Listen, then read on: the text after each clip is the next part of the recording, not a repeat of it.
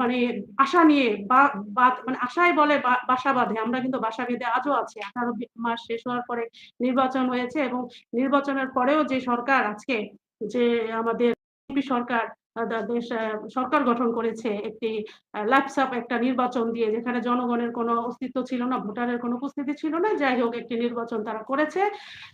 বাংলাদেশ আওয়ামী লীগ নাকি রাতের ভোট, দিনের ভোট রাতে করেছে, আর ওনারা করেছে আসরের পরে, রাতও হইতে দেয় নাই। তাহলে তাদের থেকে কি এখন কি বাংলাদেশ আওয়ামী লীগ কি স্বৈরাচার, নাকি এখন বর্তমান সরকার বা এই যে জামাত শিবিররা তারা কি নাম মানে উপাধি দেবো, সেই উপাধিটা এখন আমি খুঁজে পাচ্ছি না।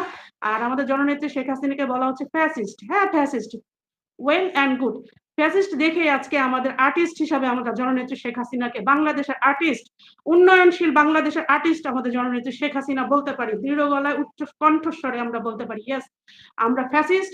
ফ্যাসিস্টের যে আলোকপাত, যে আলোচনা, সেটা হচ্ছে আমাদের জননেত্রী বাংলাদেশ, উন্নয়নশীল বাংলাদেশের আর্টিস্ট।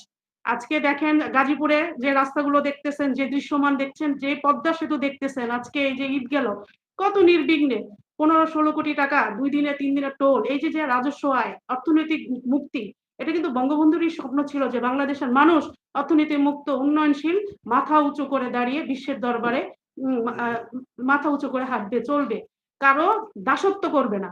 জননেত্রী শেখ হাসিনাও কিন্তু সেই আদর্শে আলোকিত হয়ে বাংলার মানুষকে সেই মাথা উঁচু